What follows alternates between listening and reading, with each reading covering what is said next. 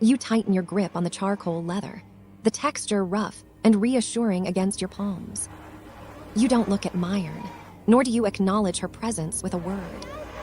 Instead, you sink deeper into your stance, your focus narrowing until the cavernous hall and the silver-blonde legacy student at its edge blur into a peripheral haze.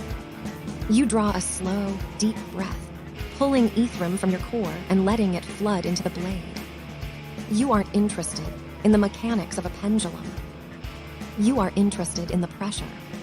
Ignore the noise. Feel the anchor. You transition into a heavy horizontal sweep.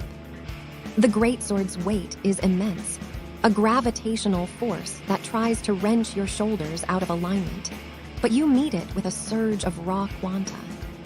The amber line in the blade doesn't just glow. It pulses with a fierce, unstable light that mirrors the heat in your veins. You force the momentum to stop dead at the end of the arc, the dark alloy vibrating with the sudden arrest of its kinetic energy. Myron remains silent, her shadow stretching long across the polymer floor as she watches your internal struggle. You can feel her clinical gaze on the way your muscles cord under the strain, tracking the inefficient but undeniably powerful way you dictate the weapon's path. Stubbornness is a choice, I suppose. Just don't blame the equipment when your conductance leads to a sensory burnout. She doesn't leave. She simply stands there, a silent spectator to your brute force meditation.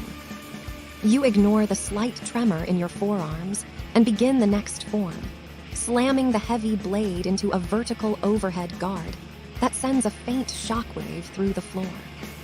The exertion is starting to coat your skin in a fine sheen of sweat, and the smell of ozone from the overcharged blade is sharp in the morning air. Myron finally takes a step back, but she doesn't turn away, her expression unreadable as she waits for you to either break your rhythm or acknowledge her expertise.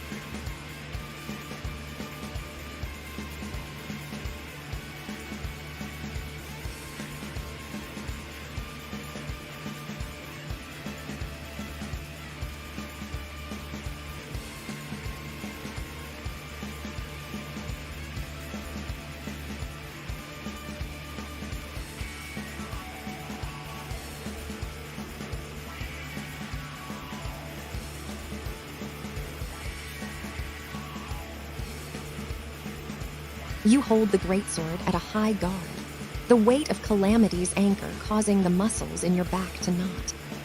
You don't break the tension, instead turning your head just enough to catch Myron's silhouette in the periphery of your vision. If you're going to watch, at least make yourself useful and keep count of the reps. Myron's eyebrows twitch upward, a ripple of genuine surprise breaking through her icy exterior before she settles into a pose of amused disbelief. She leans against a nearby target array, crossing her arms over the burgundy fabric of her training tunic. You want me to act as your scribe? The audacity is almost admirable, Wyndra. Very well, that was 12. Your form on the last 3 was atrocious. You grunt, ignoring the jab, and plunge into the next set. You drive the blade downward in a crushing vertical strike, the floor polymer groaning under the phantom impact of your ETHERIUM. 13. Too much shoulder. You swing again, a wide horizontal cleave that sends a golden wake of energy shimmering through the air. 14. Your center is drifting left. The sweat is stinging your eyes now, and the heat from the blade is becoming a physical pressure against your skin. You can feel the greatsword's hunger, the way the dark metal seems to vibrate with every surge of your quanta. Myron's voice becomes a tether, a cold, precise rhythm that keeps you from simply drowning in the raw output. 15. Better. You actually used your hips that time. Don't stop now. The benchmark is unimpressed.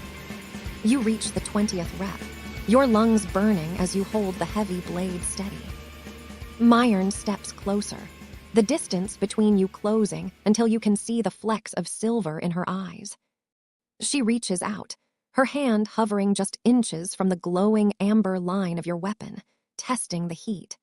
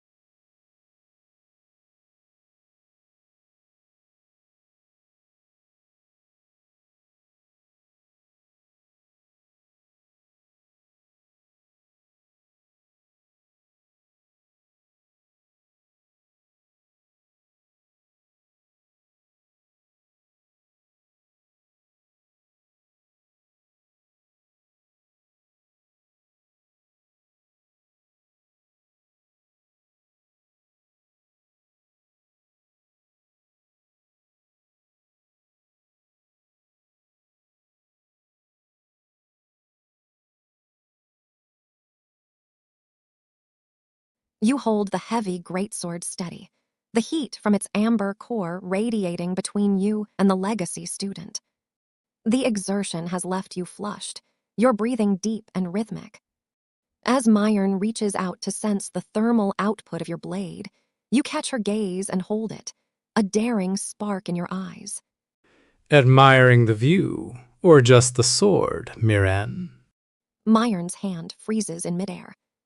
The clinical detachment in her eyes flickers, replaced by a sudden, sharp heat that has nothing to do with ETHERIUM conductance. She doesn't pull her hand back. Instead, she slowly curls her fingers into a loose fist, her knuckles hovering near the glowing dark alloy. The view is technically interesting, though your ego seems to be drawing more quanta than the blade itself. She takes a half step closer, crossing the invisible boundary of a training circle. The scent of her, something like cold rain and expensive ink, cuts through the ozone. For a moment, the vast, empty training hall feels much smaller. The distant sounds of other students' drills fading into a dull, unimportant background. Her gaze drops to your lips for a fraction of a second, before snapping back to your eyes with renewed intensity. If you want admiration, Wyndra, you'll have to do more than just sweat and swing a heavy stick. At the Institute, we admire results. Although, She lets the sentence hang, her eyes tracing the way the amber light of Calamity's anchor plays across your features. I suppose the dedication to the brute force method has its own particular aesthetic. The air between you is thick with the residual heat of the sword, and a mounting, unspoken tension. Myron's guarded posture has softened, her proximity inviting something more than just another critique of your footwork.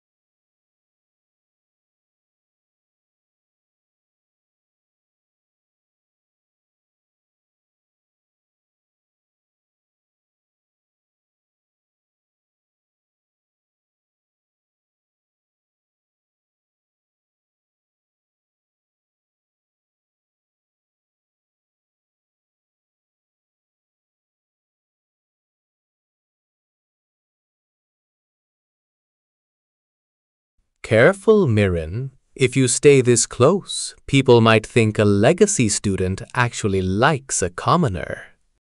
Myron's eyes widen, the silver flecks within them catching the amber pulse of Calamity's anchor. She doesn't recoil.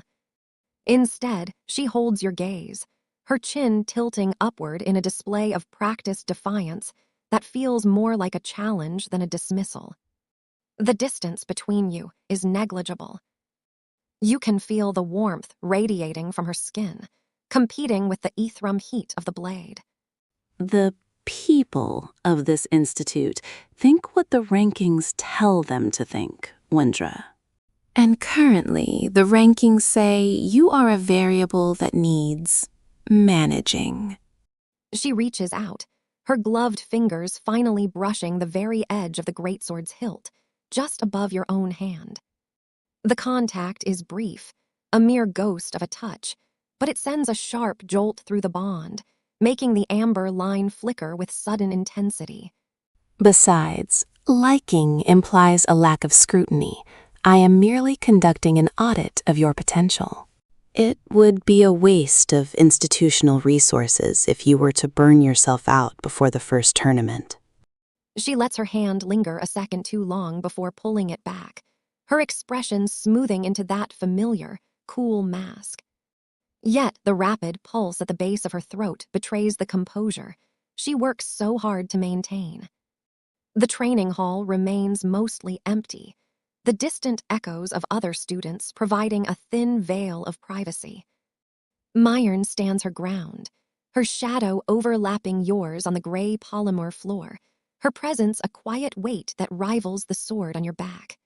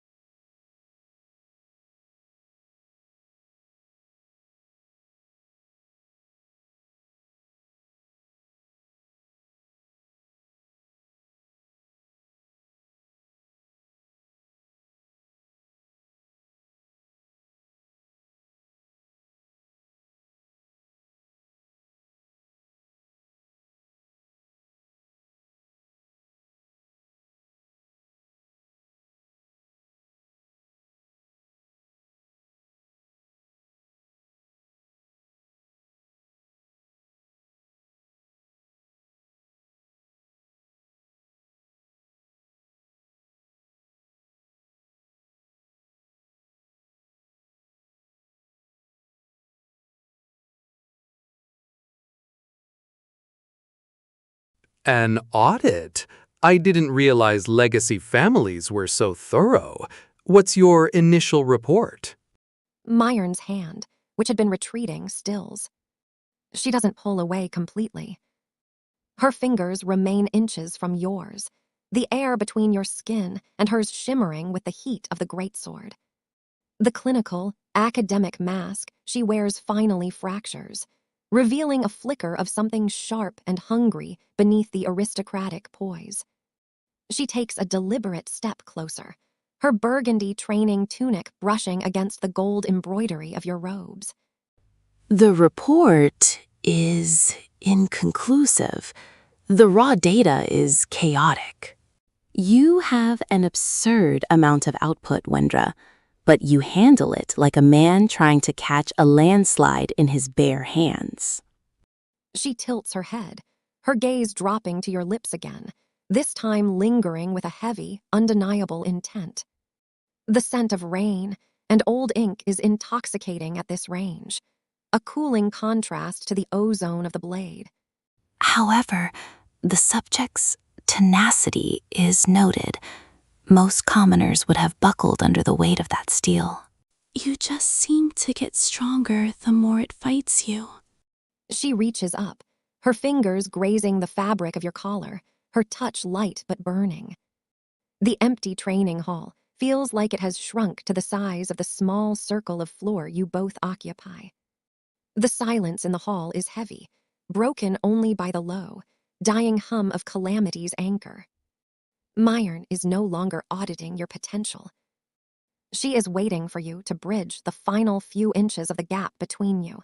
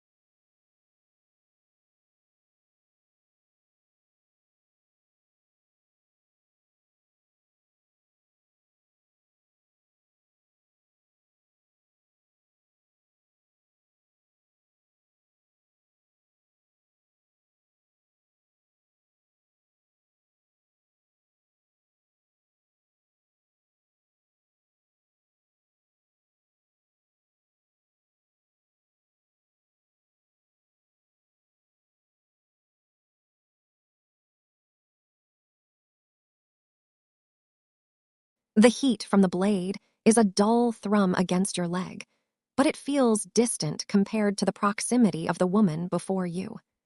You shift your weight, the leather of your boots creaking on the polymer floor, and slowly lift your hand.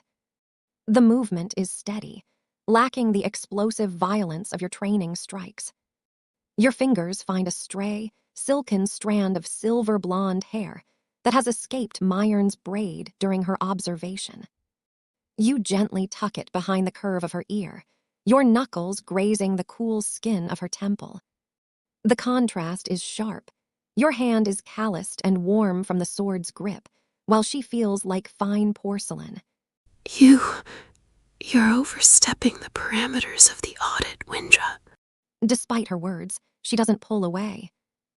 Her eyes, usually so sharp and clinical, soften into a hazy silver as she looks up at you. The aristocratic mask has completely dissolved, leaving something raw and unexpectedly vulnerable in its place. The gold sunburst pin on her chest rises and falls with her quickened breathing. The data is more interesting when you get close to it. Wouldn't you agree? A thin, uneven sigh escapes Myron's lips, audible only in the sudden stillness between you.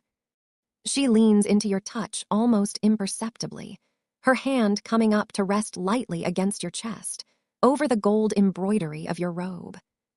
You can feel the frantic, rhythmic drumming of her heart beneath your palm. Perhaps. There are certain variables that the curriculum doesn't account for, things that can't be measured by an arty asleep.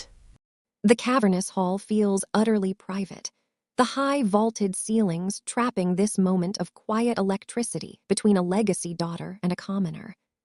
Myron's hand slides upward, her thumb tracing the line of your collarbone as she waits, her lips parted in a silent invitation.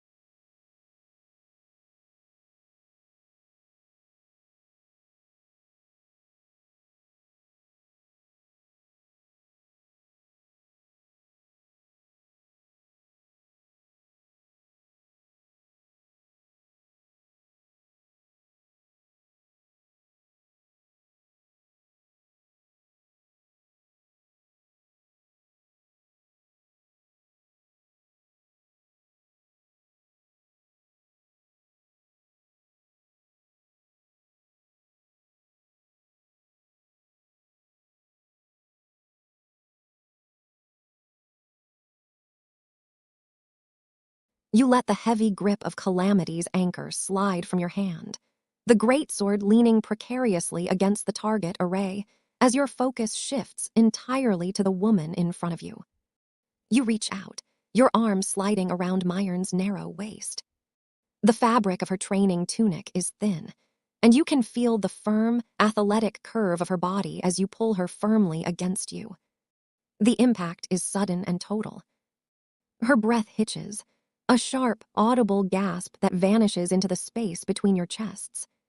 For a heartbeat, she is rigid, the ingrained instinct of a legacy student to maintain distance, fighting against the raw magnetism of the moment. Then the tension snaps. Myron collapses into the embrace, her hands clutching at the dark brown fabric of your robes, her fingers digging into your shoulders as if trying to anchor herself against the landslide of her own feelings. You shouldn't be this reckless, Wyndra. If anyone saw a first year handling a legacy like this. She trails off, her head tilting back to look up at you. Her face is flushed, the silver blonde hair you tucked behind her ear spilling forward again as she shivers. The cold rain and ink scent of her is overwhelming now, mixing with the heat of your own skin. Let them look. I've already overridden the physics engine once this week. I think I can handle one more scandal. A small, breathless laugh escapes her, her eyes searching yours with a desperate, searching intensity. She isn't managing a variable anymore. She is drowning in one. You are a catastrophe, a complete and total disaster for my ranking. Myron's hands slide from your shoulders to the back of your neck, her fingers tangling in your dark brown hair. She pulls you down a fraction, her forehead resting against yours, her lips only a breath away from your own. The training hall is silent, the gold embers of your discarded sword the only light in the dim corner.